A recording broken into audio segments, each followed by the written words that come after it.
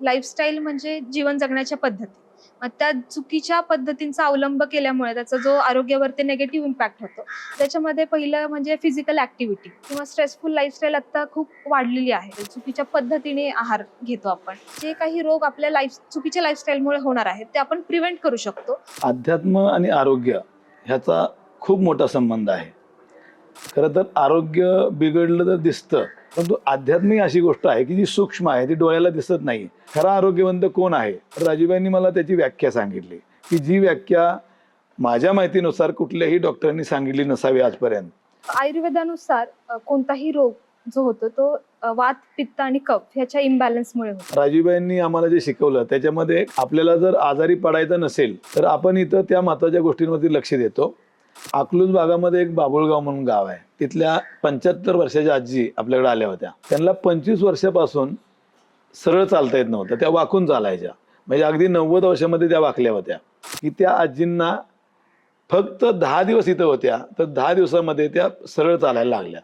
की आपल्या देशामध्ये जो भौतिक क्रांती झाली, भौतिक विकास झाला, परंतु हा भौतिक विकास करत असताना मनुष्यानं आपलं मानसिक, आध्यात्मिक आणि शारीरिक आरोग्य मात्र गमावून बसला. कोणत्याही माणसाचं 4 प्रकारचं आरोग्य असतं. ही 4ही आरोग्यावरती इथं काम केलं जातं. आजच्या धकाधकीच्या जीवनामध्ये आपण जेवढं भौतिक गोष्टींकडे लक्ष देतो, त्याच पद्धतीने आपण स्वतःच्या शरीराकडे आणि मनाकडे सुद्धा लक्ष दिलं पाहिजे.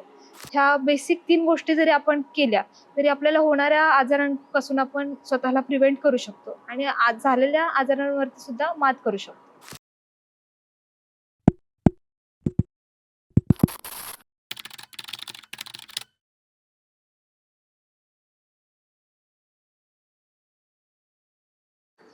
नमस्कार, मी प्रणव पुजारी आपलं स्वागत करतो व्यक्ती आणि विचार या पॉडकास्ट चॅनलवरती. आपल्या आसपास अनेक लोक असतात आणि ते अनेक काम करत असतात. पण काही जण असतात जे फक्त काम करत नाही तर एक विचार घडवत असतात. या पॉडकास्टमध्ये आपण अशा व्यक्तींना भेटतो ज्यांच्या विचारांनी केवळ त्यांचंच आयुष्य नाही तर समाजाच्या विचार प्रवाहालाही एक वेगळी दिशा भेटते. आज आपल्यासोबत आहेत ज्ञानेश्वरी वेलनेस सेंटर मागील प्रेरणा आणि कार्य करणारे डॉक्टर ज्ञानेश्वरी शिंदे आणि त्यांचे वडील सचिन शिंदे, ज्यांनी निसर्ग, आयुर्वेद आणि अध्यात्म यांना केंद्रस्थानी ठेवून आरोग्याकडे पाहण्याचा एक वेगळा दृष्टिकोन उभा केला आहे. चला त्यांना भेटूया. रामकृष्ण हरी. माझं नाव सचिन शिंदे. मी तसा आळंदीमध्ये राहणारा, संत ज्ञानेश्वर महाराजांची आळंदी. आणि माझ्या जीवनामध्ये 1995 साली हरिभक्तपरायण बंडातात्या कराडकर यांची भेट झाली. डिसेंबर महिन्याच्या शेवटच्या आठवड्यात तात्यांची भेट झाली आणि तात्यांना बघितल्यानंतर माझ्या जीवनामध्ये जीवन जगण्याची कशी पद्धत असू शकते, कसा माणूस चांगला जगू शकतो. स्वतःसाठी जगणारी भरपूर लोक असतात, परंतु दुसऱ्यासाठी माणूस जगतो कसा हे मी पाहिलं स्वतः प्रत्यक्ष. आणि त्याच्यानंतर माझ्या जीवनामध्ये परिवर्तन झालं आणि वयाच्या 21व्या वर्षी माझ्या जीवनामध्ये सामाजिक कार्याला सुरुवात झाली. त्याच्यानंतर तात्यांनी व्यसनमुक्तीचं कार्य सुरू केलं 15 ऑगस्ट 1996ला. आणि 11 मे 2000 रोजी प्रतापगड किल्ल्याच्या पायथ्याला व्यसनमुक्त युवक संघ महाराष्ट्र या संस्थेची स्थापना झाली.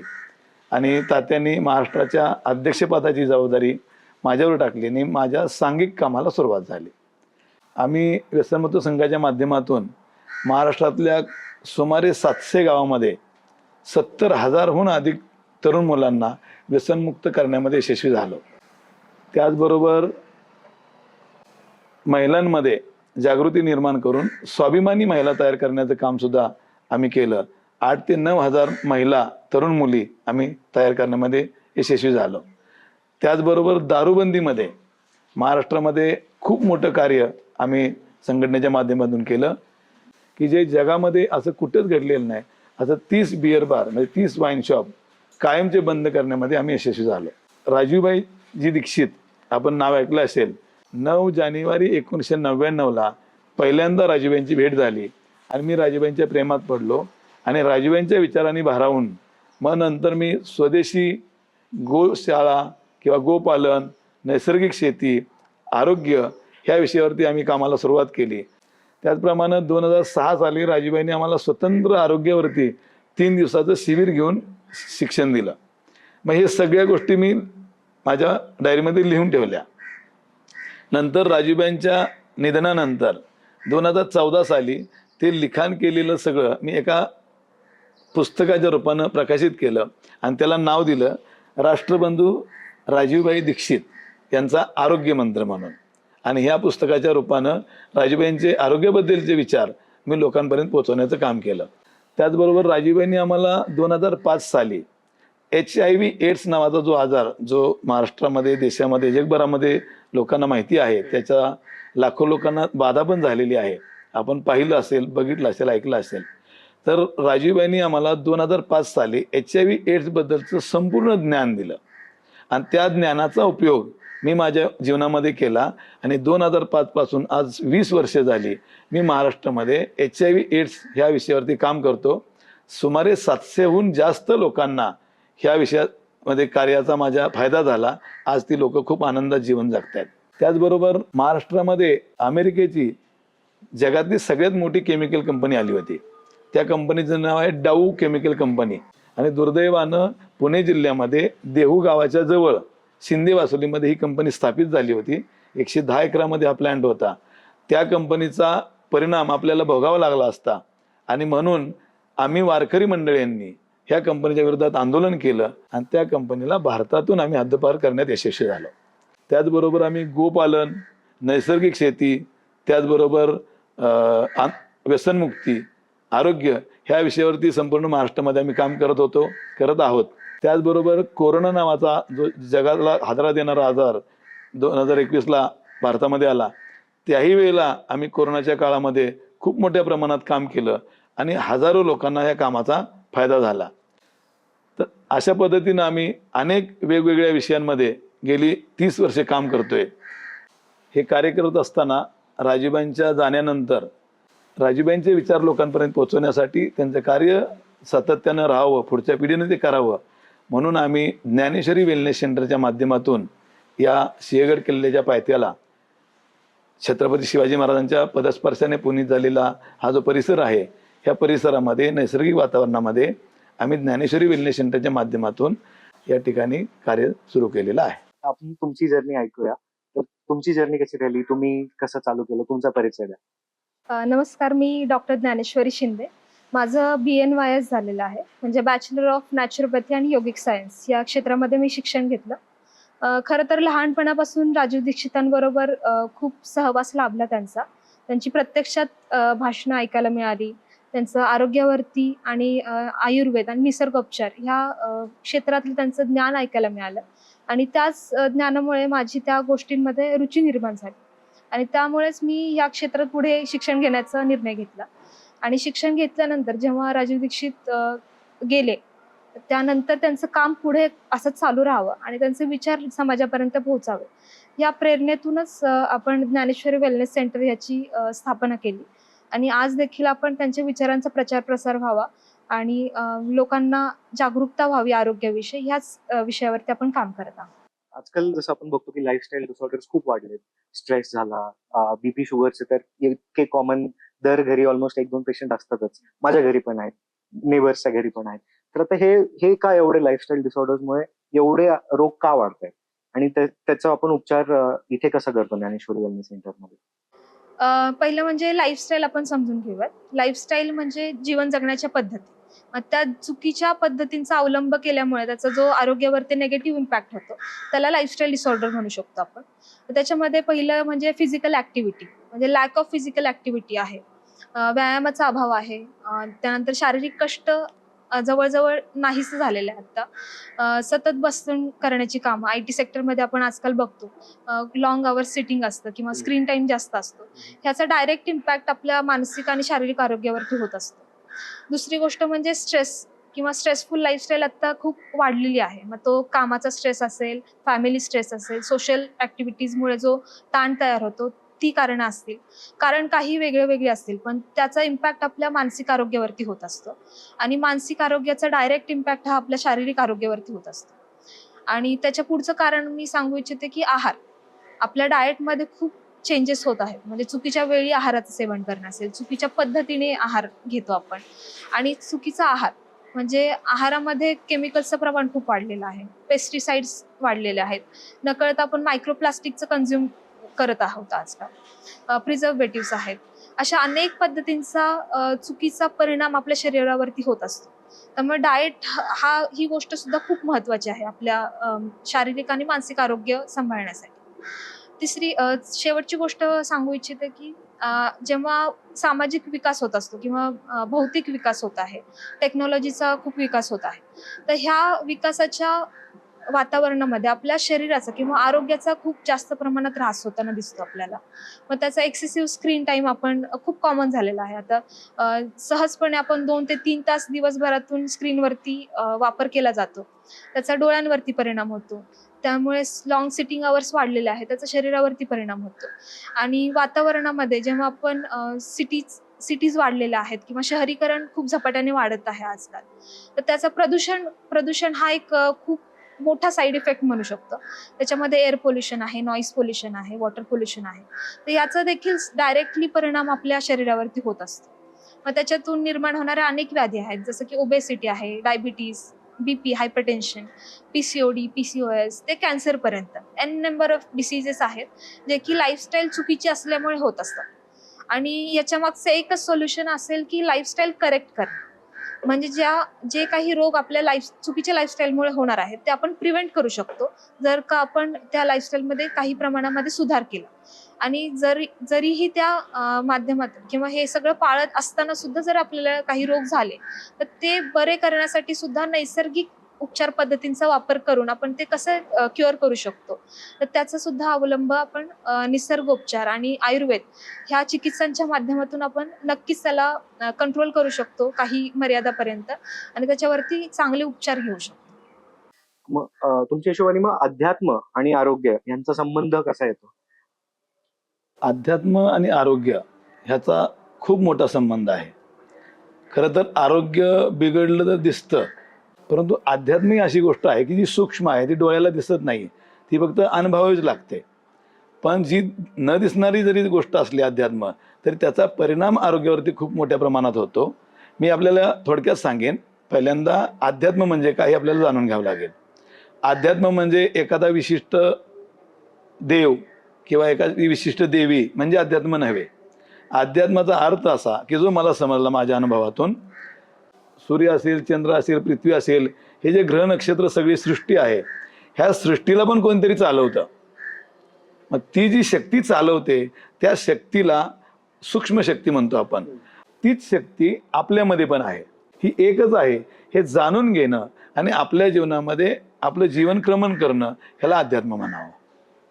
ह्या अध्यात्माचा आरोग्याशी संबंध काय? तर सगळ्यात पहिल्यांदा आपण आरोग्य म्हणजे काय पाहू. खरा आरोग्यवंत तो आहे ज्याचं वात, पित्त, कफ, मन, बुद्धी आणि कर्म हे समतोल असतं, तो खरा आरोग्यवंत आहे. मन, बुद्धी, कर्म ह्याचा अर्थ काय? मनाचा आणि आरोग्याचा संबंध काय हे थोडक्यात घ्या. कोरोना काळामध्ये आपल्या लक्षात आलं असेल की ज्या लोकांच्या मनामध्ये भीती होती, जे घाबरले, त्या लोकांना खूप मोठ्या प्रमाणात नुकसानाला सामोरं जावं लागलं. जे धाडसानं त्याच्या विरोधात उभे राहिले, उपचार हा वेगळा विषय आहे, पण मानसिकतेनं जे धाडसानं उभे राहिले कोरोना काळामध्ये, त्या लोकांना खूप कमी हानी झाली हे आपल्याला बघायला मिळते. म्हणजे मनाचा आणि आरोग्याचा संबंध आहे. तुमच्या जर मनामध्ये भीती बसली तर तुम्हाला आरोग्याला खूप मोठं नुकसान होऊ शकतं. दुसरा संबंध आहे बुद्धीचा, मन, बुद्धी आणि कर्म. तर बुद्धी म्हणजे काय? आता काही एखादा आजार असतो, तो आजार झाल्यानंतर एखाद्याच्या मनामध्ये खूप मोठी भीती बसते, पण त्याला जर आपण प्रॉपर ज्ञान दिलं आणि त्याला सांगितलं की हा आजार एवढा विशेष नाही आहे, काही काळजी करू नको, अशा पद्धतीने जर उपचार घेतलेस तू तर तू पूर्ण बरा होशील, तो आजार तुझ्या शरीरातून नष्ट होईल. त्याला जर ते समजलं, म्हणजे ज्ञान प्राप्त झालं, तर त्याची मानसिकता न्यूट्रल होते आणि तो उपचार करून बरा होऊ शकतो. म्हणजे त्याला ज्ञान होणं सुद्धा गरजेचं आहे. म्हणजे ज्ञानाचा म्हणजे बुद्धीचा आणि आरोग्याचा संबंध आहे. तिसरा जो मुद्दा आहे कर्म. तर मी कर्म या विषयावरती राजीबांशी ज्यावेळेला बोललो, त्याला माझं असं लक्षात आलं की आपण जे कर्म करतो त्या कर्मामध्ये 2 भाग केलेले आहेत. आता ह्याचा अध्यात्माचा संबंध आला. आपण काय म्हणतो की ह्यानं पाप कृत्य केलं किंवा ह्यानं पुण्य कृत्य केलं. आता कृत्य हे कृत्य असतं, मग त्याला पापाचं कृत्य आणि पुण्याचं कृत्य आपण आपल्या आध्यात्मिक बैठकीमुळे म्हणत असतो. समजा तुम्ही एखाद्या व्यक्तीला रस्त्यावरती पडला तो, तर तुम्ही जाता त्याला उचलता आणि दवाखान्यात नेऊन ॲडमिट करता, त्याचे उपचार करता, तर हे झालं पुण्यकर्म. आणि जर एखाद्याला तुम्ही मारहाण केली किंवा एखाद्याला दगड मारला, एखाद्याला शिवी केली, हे झालं पापकर्म. हे अध्यात्माचा विषय आहे. तर पुण्यकर्मानंतर तुम्हाला आरोग्य चांगलं मिळतं आणि पापकर्मानंतर आरोग्य खराब मिळतं. ह्याचं कारण असं की जर तुम्ही एखाद्या माणसाला मदत केली तर तुमच्या मनामध्ये पॉझिटिव्ह विचार चालू होतात आणि आनंद तुम्हाला होतो. तुमच्या मेंदूमधून हॅप्पी हार्मोन्स तयार होतात आणि ते हॅप्पी हार्मोन्स तुमच्या ब्लडमध्ये काम करतात, पूर्ण शरीरामध्ये काम करतात आणि तुमचं आरोग्य चांगलं राहतं. मग त्याला आपण पुण्यकर्म म्हणतो. म्हणजे आध्यात्मिक एनर्जी तिथं आले. त्याच्यानंतर तुम्ही जर एखाद्याला शिवीगाळी केली, एखाद्याशी भांडला, तर तुमचा बीपी वाढतो. तुमच्या शरीरामध्ये, तुमच्या मेंदूमध्ये असे काही हार्मोन्स तयार होतात, त्या हार्मोनचा परिणाम तुमच्या शरीरावरती वाईट होतो. तुमचा बीपी वाढतो, तुम्हाला कदाचित अटॅक पण येतो, झोप लागत नाही, अन्न गोड लागत नाही, अन्न जात नाही आणि एकंदरीत तुमचं आरोग्य खराब होतं. म्हणजे जर तुम्ही एखादं पापकृत्य केलं तर तुम्हाला त्रास होतो आणि पुण्यकृत्य केलं तर तुम्हाला आरोग्य चांगलं मिळतं. आणि याच्या पाठीमागं अध्यात्माचा संबंध आहे. आता अध्यात्म काय सांगते? अध्यात्म असं सांगते की संपूर्ण सृष्टी चालवणारी एक विशेष शक्ती आहे आणि त्या शक्तीचा एक आपण अंश आहोत. त्यामुळे या जगामध्ये प्रत्येक व्यक्ती जन्माला आलेला आहे, तो मरण पावणार आहे. मधला जो काळ आहे जीवन जगण्याचा, तो काळ आपण जास्तीत जास्त आनंदाने जगायचा. जगण्याची पद्धत अशी असावी की आपल्या जीवनामध्ये आपण आनंदी राहायचं, पण दुसऱ्याला कुठलंही दुःख न देता आपण आनंदी जगायचं. ही सामान्य अध्यात्माची पद्धत आहे आणि अशा पद्धतीनं जर तुम्ही जीवन जगला तर तुम्हाला कुठलाही आजार होणार नाही आणि दुसऱ्याला आजार झाला तर त्याचा आजार बरं करण्यासाठी तुम्ही प्रयत्न कराल.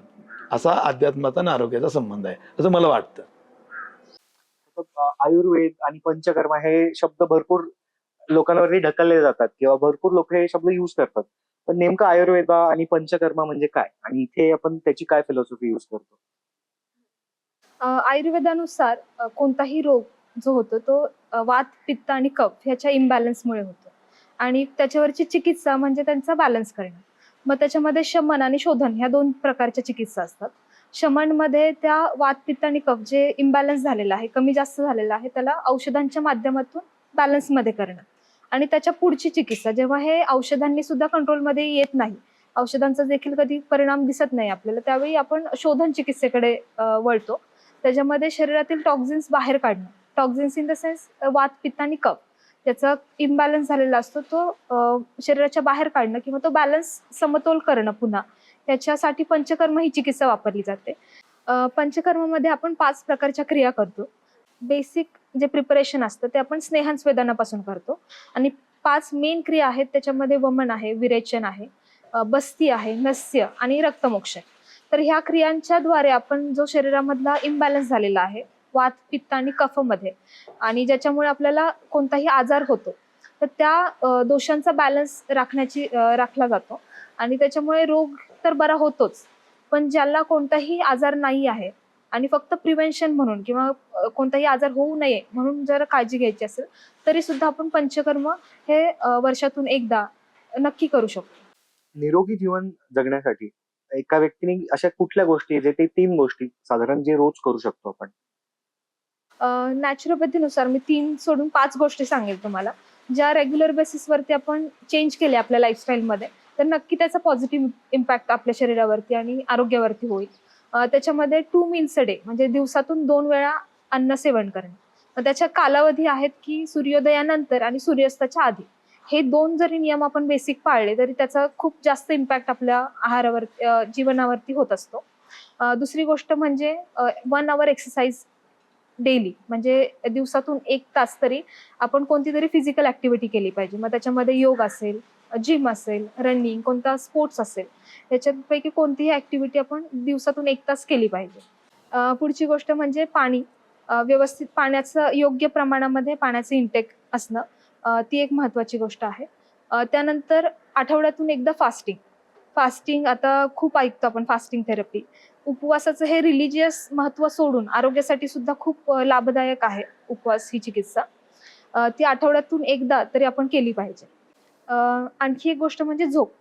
झोप कमीत कमी 6 ते 8 तास आपली झोप झाली पाहिजे, जेणेकरून आपलं बायोलॉजिकल क्लॉक सुरळीत चालतं आणि त्याचा इम्पॅक्ट आपल्या शरीरावरती आणि मनावरती दोन्हीवरती होतो. आता ज्ञानेश्वरी वेलनेस सेंटरमध्ये आपली उपचार पद्धती कशी काम करते? म्हणजे एखादा व्यक्ती जेव्हा इथे येतो, मग काय प्रोसेस आपण फॉलो करतो ज्ञानेश्वरी वेलनेस सेंटरमध्ये? जेव्हा कोणताही व्यक्ती आपल्याकडे येतो, एकतर 2 कॅटेगरीतले व्यक्ती येतात.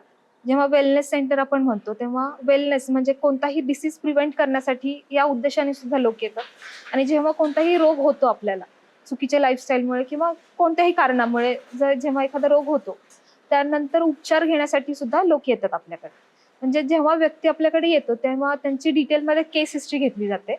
एक नॅचरोपॅथी कन्सल्टंट असतात आणि एक आयुर्वेदिक कन्सल्टंटद्वारे जे दोन्ही पद्धतीने त्या रोगीची लाईफस्टाईल किंवा ते रोग होण्यामागची कारणं आपण जाणून घेतो, त्यांच्या समस्या जाणून घेतो, त्यांचे काही लॅब रिपोर्ट्स असतील, काही आपल्या टेस्ट असतील त्या आपण करतो आणि त्या रोगाची पूर्णपणे डायग्नोसिस पूर्ण करतो आणि त्यानुसार आपण ट्रीटमेंटचा प्लॅन करतो.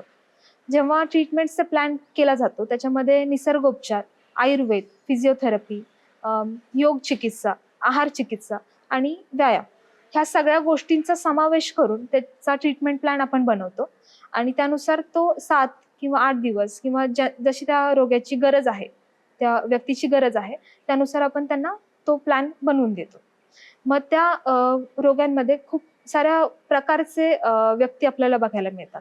अगदी ओबेसिटी असेल, डायबिटीस असेल, हायपरटेन्शन, बीपी, पीसीओडी, पीसीओएस, अनेक प्रकारची दुखणी असतात. मग त्याच्यामध्ये ऑस्टिओआर्थरायटिस असेल, ऱ्युमॅटॉइड आर्थरायटिस असेल, अशा अनेक प्रकारचे पेशंट आपल्याकडे येत असतात. त्यानुसार आपण कस्टमाइज प्लॅन करतो त्यांच्यासाठी, जेणेकरून त्यांच्या प्रकृतीनुसार किंवा त्यांच्या डायग्नोसिसनुसार आपण त्यांना पर्टिक्युलर ट्रीटमेंट देता येऊ शकते. प्रत्येक व्यक्तीसाठी ट्रीटमेंट प्लॅन कसा ठरवला जातो? जेव्हा आपण त्यांची डिटेल केस हिस्ट्री घेतो, त्या केस हिस्ट्रीनुसार आपल्याला अंदाज येतो की त्यांना कोणत्या थेरपीची गरज आहे. मग त्यानुसार डॉक्टर्स ठरवतात त्यांची थेरपीचे प्लॅन ते ठरवतात. त्यांचे थेरपीचं ड्युरेशन आपण ठरवतो. मग त्यानुसार आपल्या पुढील काही दिवस, सपोज आपले 5 दिवस, 7 दिवस असा ट्रीटमेंट प्लॅन चालत असतो आणि त्यामध्ये त्यांच्यावर आहारामध्ये आहार चिकित्सा आहे, व्यायाम आहे, त्यांना पर्टिक्युलर नॅचरोपॅथी ट्रीटमेंट्स आहेत, पंचकर्ममधील काही ट्रीटमेंट्स आहेत आणि काही औषध उपचार आहेत. ह्या सगळ्यांचा प्लॅन त्यांच्यानुसार केला जातो आणि त्यांच्या रोगांवरती उपचार केला जातो. आपण एकूण एक टोटल ज्ञानेश्वरी वेलनेस सेंटरमध्ये काय काय सर्व्हिसेस प्रोव्हाइड करतो?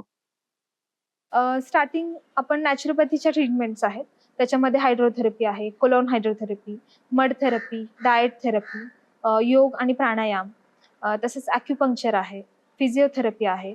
त्याचसोबत पंचकर्म आणि आयुर्वेदाच्या मेडिसिन्स सुद्धा आपण देतो. त्याच्यासाठी आपल्याकडे एक्सपर्ट्स आहेत. होमिओपॅथी ही सुद्धा चिकित्सेचा वापर केला जातो आपल्याकडे आणि त्याच बरोबर पंचगव्य चिकित्सा सुद्धा आपण वापर करतो त्याचा सुद्धा. आणि अध्यात्म हा सगळ्या गोष्टींचा बेस आहे. त्यामुळे त्यांचं सायकोलॉजिकल काउन्सिलिंग असेल, आध्यात्मिक काउन्सिलिंग असेल, ह्याला सुद्धा आपण तेवढंच इम्पॉर्टन्स देतो इथे. नॅचरोपॅथीच्या फिलॉसॉफीनुसार शरीर हे पंचमहाभूतांनी बनलेलं आहे आणि निसर्ग सुद्धा पंचमहाभूतांनी बनलेला आहे. तर त्यांचं रिलेशन जेव्हा आपण समजून घेतो किंवा कोणताही डिसीज जेव्हा आपल्याला होतो, तो डिसीज हा पंचमहाभूतांमध्ये आलेल्या इम्बॅलन्समुळे होतो आणि त्याची चिकित्सा सुद्धा आपण पंचमहाभूतांच्या आधाराने करत असतो. मग ती पंचमहाभूते कोणती? तर पृथ्वी, आप, तेज, वायू आणि आकाश. मग पृथ्वी महाभूतानुसार आपण ज्या ट्रीटमेंट्स देतो त्याच्यामध्ये डाएट थेरपी आहे. आहार हा खूप महत्त्वाचा घटक आहे नॅचरोपॅथीमध्ये. मग आहार थेरपीमध्ये किंवा डाएट थेरपीमध्ये आपण जास्तीत जास्त नैसर्गिक अन्न देण्याचा प्रयत्न करतो. त्याचबरोबर पृथ्वी महाभूताची मड थेरपी आपण देतो. आप आप म्हणजे पाणी. पाण्याचा वापर आपण वेगवेगळ्या आजारांमध्ये करतो, जसं की हायड्रोथेरपी असेल, कोलॉन हायड्रोथेरपी असेल. ह्या चिकित्सांचा वापर करून आपण पंचमहाभूतांमधील आप ह्या तत्वावरती काम करतो. तसंच तेजमध्ये आपण क्रोमोथेरपी असेल, हेलिओथेरपी असेल, ह्या थेरपींचा वापर केला जातो. वायूच्या चिकित्सामध्ये प्राणायाम असेल किंवा नैसर्गिक वातावरणात शुद्ध हवेच्या वातावरणामध्ये राहणं, हे देखील एक चिकित्साच आहे. आणि लास्ट म्हणजे आकाश. आकाश या तत्वाचा वापर आपण फास्टिंग थेरपीमध्ये करतो, ज्यामध्ये वेगळ्या प्रकारचे फास्टिंग आपण पेशंटला रेकमेंड करतो त्यांच्या कंडिशननुसार. आणि अशा प्रकारे 5 महाभूतांच्या बेसिसवरती आपण ट्रीटमेंट डिसाईड करतो. त्याचबरोबर त्याच्या व्यतिरिक्त फिजिओथेरपी असेल, ॲक्युपंक्चर असेल, किंवा होमिओपॅथी असेल, पंचगव्य चिकित्सा झाली, यज्ञ चिकित्सा आणि काउन्सिलिंग असेल वेगळ्या वेगळ्या प्रकारचं. मग त्याच्यामध्ये सायकोलॉजिकल काउन्सिलिंग आहे, आध्यात्मिक काउन्सिलिंग आहे. ह्या सर्व चिकित्सा प्रणालींचा वापर करून आपण ट्रीटमेंट प्रोव्हाइड करतो पेशंटसाठी. तर मग आता ज्ञानेश्वरी वेलनेस सेंटरमध्ये कशा टाईपचे पेशंट्स आपल्याला बघायला पाहतात आणि कशा टाईपचे पेशंट वरती आपण उपचार करतो? जेव्हा आपण वेलनेस म्हणतो, त्यामध्ये आपल्याकडे 2 टाईपचे पेशंट येतात. एक म्हणजे वेलनेससाठी आणि एक इलनेससाठी. म्हणजे वेलनेसमध्ये जे प्रिव्हेन्शन हे डोक्यात धरून आलेले असतात किंवा त्यांना इथून पुढे कोणताही रोग होऊ नये असं वाटत असतं. ते फक्त शरीर शुद्धीकरणासाठी आपल्याकडे येतात. मग बेसिक त्यांचं पहिलं प्रकृती परीक्षण म्हणजे एक एक्झामिनेशन केलं जातं आणि त्यानुसार त्यांना शुद्धीकरणाच्या क्रिया ॲडवाईज केल्या जातात. त्याचनुसार शारीरिक व्याधी घेऊन येणारे सुद्धा लोक असतात आपल्याकडे. त्याच्यामध्ये लाईफस्टाईल रिलेटेड काही डिसीजेस असतील, जसं की ओबेसिटी आहे, डायबिटीस आहे, बीपी आहे, PCOD, PCOS अशा एन नंबर ऑफ डिसीजेस आहेत. ते सुद्धा लोक आपल्याकडे घेऊन येतात आणि त्यानुसार आपण त्यांची प्रकृती परीक्षण करतो किंवा एक्झामिनेशन करतो आणि त्यांना वेगळ्या वेगळ्या चिकित्सा ॲडवाईज केल्या जातात. त्याचबरोबर एज रिलेटेड काही डिसीजेस आहेत, जसं की 50 आणि 60च्या पुढे गेलं की अनेकदा जॉईंट्स रिलेटेड डिसीजेस सुरू होतात. त्याच्यामध्ये ऑस्टिओआर्थरायटिस असेल, रुमेटॉइड आर्थरायटिस असेल, म्हणजे पेन रिलेटेड काही डिसीजेस सुरू होतात. मग तशा सुद्धा कंडिशन घेऊन आपल्याकडे लोक येतात. त्याच्यावरती सुद्धा आपण पेन मॅनेजमेंटसाठी खूप छान उपचार आपण करतो इथे. तसेच IT सेक्टरमध्ये आता खूप कॉमन झालेले आहेत ज्या डिसीजेस म्हणू शकतो आपण, ते म्हणजे डायबिटीस असेल किंवा ओबेसिटी असेल आणि मसल स्टिफनेस. म्हणजे ह्या गोष्टी खूप कॉमन झालेल्या आहेत IT वर्कर्समध्ये. तसे सुद्धा आपल्याकडे लोक येतात जेणेकरून त्यांना काही लाईफस्टाईल डिसीजेस झालेले असतात किंवा वर्क रिलेटेड काही प्रॉब्लेम्स असतात. तशा कंप्लेंट्स घेऊन सुद्धा आपल्याकडे लोक येतात. मग त्यांना आपण प्रिव्हेंटिव्ह केअर सुद्धा देतो आणि जसे प्रॉब्लेम्स आहेत त्यानुसार ट्रीटमेंट सुद्धा ॲडवाईज करतो. तर आहार ही खूप महत्वाची गोष्ट आहे आणि आहाराचा प्रभाव आपल्यावरती भरपूर पडतो. तर ज्ञानेश्वरी वेलनेस सेंटरमध्ये आपण आहार आणि ज्ञानेश्वरी वेलनेस सेंटर हे कसे जातात 2 गोष्टी सोबत? आता खरं बघितलं तर आहारच महत्वाचा आहे. कारण आहार हेच औषध असं आपण म्हणतो. जर तुमचा आहार योग्य असेल तर तुम्हाला इतर औषधं घेण्याची जास्त गरज लागत नाही. त्यामुळं आम्हाला राजूबाईंनी आहारावरती जास्त शिकवलं. म्हणजे आहार कोणता घ्यायचा, कधी घ्यायचा, किती घ्यायचा ह्याचे त्यांनी नियम आम्हाला सांगून दिले. आणि त्याच्यामध्ये जे अन्न आपण खातो ते अन्न जर विषमुक्त असेल, म्हणजे नैसर्गिक पद्धतीने निर्माण केलेलं असेल आणि ते अन्न जर तुम्ही योग्य वेळेला खाल्लं, योग्य खाल्लं तर तुम्हाला आजारच होत नाहीत. म्हणजे तुम्हाला आजारी पडू नये म्हणून आहार महत्त्वाचा आहे. आणि तसंच आपल्याकडं जे माणसं येतात आजारी पडल्यानंतर, तर त्या व्यक्तीला डॉक्टर पहिल्यांदा बघतात कोणता आजार आहे आणि त्या आजारानुसार त्यांचं अन्न त्यांनी कोणतं खाल्लं पाहिजे, कोणत्या प्रकारचं डाएट त्यांना दिलं पाहिजे ह्याचं डॉक्टर फायनल करतात. त्याच्यानंतर मग आपण किचनमध्ये जे सांगितलेलं आहे डॉक्टरनी तेच अन्न आपण पेशंटला खायला देतो. पण ते अन्न खायला देत असताना ते अन्न नैसर्गिक पद्धतीनं बनवलेलंच अन्न आम्ही देतो. हे जास्तीत जास्त प्रयत्न करतो की आपल्या इथे लाकडी घाणा आहे, लाकडी घाण्यावरती आपण शेंगदाण्याचं तेल बनवतो, तेच आहारामध्ये वापरतो. त्याच्याबरोबर आपण समुद्री मीठ वापरतो की ज्याच्यामध्ये कोणतेही केमिकल नाही. त्याचबरोबर सैंधव मीठ वापरतो, त्याच्यातही कोणतेही केमिकल नाही. हळद आम्ही स्वतः बनवतो शेतामध्ये नैसर्गिक. गूळ आम्ही बनवतो. मिलेट्स नावाचा जो प्रकार आहे ते आपण जास्तीत जास्त पेशंटला खायला देतो. त्याचा फायदा पेशंटला होतो आणि ज्याला आजारी पडायचं नाही त्याला पण होतो. अशा पद्धतीने आपण इथं आहाराचं नियोजन करतो. आपण जसं आधी आपलं बोलणं झालं तर आपण इथे काय काय औषधं सुद्धा बनवतो. इथे कशा कशा पद्धतीची औषधं बनवतो? कुठल्याही पेशंटला आजारातून बरं करण्यासाठी ज्या महत्त्वाच्या गोष्टी लागतात ते पहिलं लागतं ते वातावरण, भौगोलिक परिस्थिती. आपली भौगोलिक परिस्थिती अतिशय सुंदर आहे. कारण सिंहगडच्या पायथ्याला, खडकवासला आणि पानशेत धरणाच्या जवळ पूर्णपणे निसर्गरम्य ठिकाणी आपण आहोत. त्याचा परिणाम शरीरावरती होतो. म्हणजे शुद्ध वातावरण आपण त्याला म्हणू. की जी तेलं आपल्याला लागतात पंचकर्मामध्ये बस्ती देण्यासाठी, मसाज करण्यासाठी, तर ती तेलं आपण लाकडी घाण्यावरती बोलवतो. एखाद्या पेशंट रिकव्हरी एक्सपिरियन्स बद्दल सांगू शकता का, ज्यांनी तुम्हाला प्रेरणा पण दिली आणि म्हणजे खूप छान अनुभव होता तुमच्यासाठी पण? तसे अनेक अनुभव आहेत, पण एक विशेष अनुभव मी आपल्याला सांगेन. अकलूज भागामध्ये एक बाबुळगाव म्हणून गाव आहे. तिथल्या 75 वर्षाच्या आजी आपल्याकडे आल्या होत्या. त्यांना 25 वर्षापासून सरळ चालता येत नव्हतं, त्या वाकून चालायच्या. म्हणजे अगदी 90 वर्षामध्ये त्या वाकल्या होत्या. 25 वर्षात त्यांनी अनेक उपचार घेतले, परंतु त्यांना फरक नाही पडला. आपल्याकडे आल्यानंतर मी आपल्याला सांगितलं की आमच्या इथं शुद्धता कशी आहे, आपल्या इथं औषधाची शुद्धता, वातावरण वगैरे, ह्या सगळ्याचा परिणाम असा झाला की त्या आजींना फक्त 10 दिवस इथं होत्या, तर 10 दिवसामध्ये त्या सरळ चालायला लागल्या. हा आमच्यासाठी खूप चांगला अनुभव आहे. आजी पण चांगल्या झाल्या आणि आम्हाला त्यातून प्रेरणा मिळाली आणि आमचा कॉन्फिडन्स असा वाढला की आपण ज्या पद्धतीने काम करतोय त्या पद्धतीमध्ये लोकांना याचा फायदा होतोय. आता गेले 30 वर्ष झाले तुम्ही या क्षेत्रात आहेत, तुम्ही अनुभव वेगळे घेतले, तर हे गेले 30 वर्षात तुम्ही काय मोठे बदल पाहिले जे झाले, किंवा एक साधारण एक खूप मोठा बदल तुम्ही पाहिला झाला? 1996 पासून मी समाजामध्ये काम करतोय. संपूर्ण महाराष्ट्रामध्ये अनेक ठिकाणी माझं फिरणं होत असतं. 30 वर्षांपूर्वी जो समाज होता त्या समाजामध्ये आणि आत्ताच्या समाजामध्ये जमीन आसमानाचं अंतर आम्हाला पाहायला मिळतंय. त्याचं मी कारण असं सांगेन की आपल्या देशामध्ये जो भौतिक क्रांती झाली, भौतिक विकास झाला, ते त्याच्या मागचं मूळ कारण मला पाहायला मिळतंय. कारण भारतामध्ये भौतिक विकास खूप मोठ्या प्रमाणात झाला, परंतु हा भौतिक विकास करत असताना मनुष्यानं आपलं मानसिक, आध्यात्मिक आणि शारीरिक आरोग्य मात्र गमावून बसला.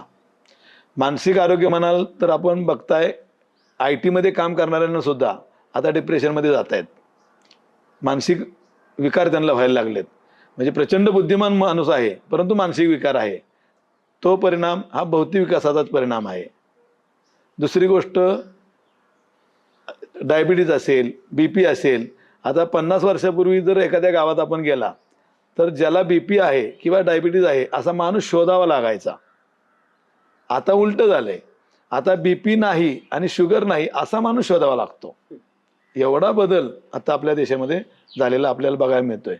म्हणजे वेगवेगळे आजार झाले, मानसिक आजार झाले आणि ह्या सगळ्या मागं आपला भौतिक विकास आपण केला, परंतु आरोग्याकडे आपलं दुर्लक्ष केलं आणि त्याच्यामुळं आपल्याला गावागावामध्ये, घराघरामध्ये कॅन्सरचे पण पेशंट आपल्याला पाहायला मिळत आहेत.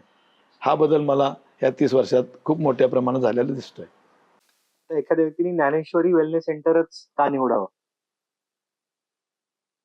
मी आपल्याला ज्ञानेश्वरी वेलनेस सेंटरचीच निवड का करावी हे आपल्याला मी सांगेन. त्याच्यामध्ये मी आपल्याला असं सांगेन की कोणत्याही माणसाचं 4 प्रकारचं आरोग्य असतं. एक आहे शारीरिक आरोग्य, दुसरं आहे मानसिक आरोग्य, तिसरं आहे बौद्धिक आरोग्य आणि चौथं आहे आध्यात्मिक आरोग्य. राजीवबाईंसारख्या एका योगी महात्म्याबरोबर काम केल्यामुळं आम्हाला ह्या 4ही आरोग्यावरती काम करण्याची संधी मिळाली. शारीरिक आरोग्य जर आपलं चांगलं ठेवायचं असेल तर काही गोष्टी अत्यंत महत्त्वाच्या आहेत. त्याच्यामध्ये निसर्ग महत्त्वाचा आहे. शहरीकरणामध्ये आपण राहतो, वाढतो, खातो, पितो, सगळं करतो, परंतु आरोग्य जर चांगलं ठेवायचं असेल तर तुम्हाला पुन्हा निसर्गाकडे जावं लागेल. ज्ञानेश्वरी वेलनेस सेंटरचं वैशिष्ट्य असं आहे, इथली सगळी जी लागणारी तेलं आहेत ती तेलं आम्ही स्वतः बनवतो, त्यामुळे ती शुद्धता आहे. तिसरी गोष्ट, जे डाएट दिलं जातं पेशंटला तो डाएट मॅक्झिमम आम्ही नैसर्गिक देतो. 100% अजूनही देऊ शकत नाही. आमचा तो प्रयत्न आहे, भविष्यात तेही आम्ही करणार आहोत. हे डाएट शुद्ध आहे, औषधं शुद्ध आहेत. त्याचप्रमाणे सगळ्यात महत्त्वाची गोष्ट, इथं आलेल्या पेशंटला आम्ही शुद्ध भावनेनं ट्रीटमेंट देतो. आध्यात्मिक एनर्जी वाढवणं, पॉझिटिव्ह एनर्जी वाढवणं हे काम आम्ही इथे करतो. त्यामुळे त्याची मानसिकता सुद्धा बदलते. आध्यात्मिक एनर्जी वाढते, मानसिकता बदलते, त्याचे विचार बदलतात आणि त्याचा परिणाम शरीरावरती होतो, हाही फायदा होतो. त्याचप्रमाणे आम्ही बौद्धिक आरोग्य सुद्धा सांभाळतो. कारण काही लोकांना आरोग्याबद्दल प्रचंड अज्ञान आहे. मग राजीबाईंनी आम्हाला जे ज्ञान दिलं ते ज्ञान आम्ही ह्या लोकांना सांगतो, इथं आलेल्या लोकांना. आणि म्हणून अध्यात्म, बौद्धिक, मानसिक आणि शारीरिक ही 4ही आरोग्यावरती इथं काम केलं जातं. आणि राजीबाईंसारख्या महात्म्याचे आशीर्वाद आम्हाला आहेत, त्यांची प्रेरणा आम्हाला आहे. आणि म्हणून मी सगळ्यांना विनंती करेन की आपण इथे याल तर आमच्याकडून आपली सेवा करण्याची आम्हाला संधी आपण द्याल, एवढेच मी आपल्याला सांगेन. मग शेवटी आपल्या व्ह्युअर्सला तुम्ही काय एक संदेश द्याल? आजच्या धकाधकीच्या जीवनामध्ये आपण जेवढं भौतिक गोष्टींकडे लक्ष देतो त्याच पद्धतीने आपण स्वतःच्या शरीराकडे आणि मनाकडे सुद्धा लक्ष दिलं पाहिजे. त्यासाठी काही बेसिक 3 गोष्टी मी सांगू इच्छिते. तर त्याच्यामध्ये आहार, व्यायाम आणि मन किंवा विचार ह्या गोष्टींकडे प्रामुख्याने लक्ष दिलं गेलं पाहिजे. त्याच्यामध्ये आहारामध्ये काही पॉझिटिव्ह बदल करणं, योग्य आणि सात्विक आहार खाणं, व्यायाम, रेग्युलर एक्सरसाइज ठेवणं किंवा फिजिकल ऍक्टिव्हिटीज ठेवणं आणि मन किंवा विचार आपले पॉझिटिव्ह ठेवणं, सतत पॉझिटिव्ह थिंकिंग करणं किंवा आध्यात्मिक विचारांकडे वळणं. ह्या बेसिक 3 गोष्टी जरी आपण केल्या तरी आपल्याला होणाऱ्या आजारांपासून आपण स्वतःला प्रिव्हेंट करू शकतो आणि आज झालेल्या आजारांवरती सुद्धा मात करू शकतो. इथे येऊन निसर्गाच्या सानिध्यात, स्पेशली जिथे जागा आहे डोंगराच्या, डोंगर इथे अवतीभोवती डोंगर आहेत भरपूर, तर इथे येऊन एक वेगळं प्रसन्न वातावरण पण आहे. इथे येऊन एक वेगळी एनर्जी पण फील होते. तर नक्कीच मी माझ्या पण फ्रेंड्सला आणि माझे पण जेवढे पण ओळखीचे आहेत, मी स्वतः पण येऊन इथे इथला एक्सपिरियन्स घेईन. आणि खूप छान वाटलं तुमचे विचार ऐकून. तुमची जी फिलॉसॉफी आहे, राजीवभाई दीक्षित जी आहेत त्यांची फिलॉसॉफी, आणि तुम्ही जे हे करताय पुढे कॅरी ऑन करताय, हे ऐकून खूप छान वाटलं. कारण की खूप कमी लोक आहेत जे आता एक फिलॉसॉफी धरून पुढे चांगुलपणे करतात, म्हणजे दुसऱ्याच्या हितामध्ये पण स्वतःचं हित शोधतात बेसिकली. तर खूप खूप धन्यवाद तुमचं, आम्हाला इथे येण्याची संधी दिली आणि तुमचे विचार आमच्यासोबत शेअर केल्याबद्दल. थँक्यू. रामकृष्ण हरी. रामकृष्ण हरी.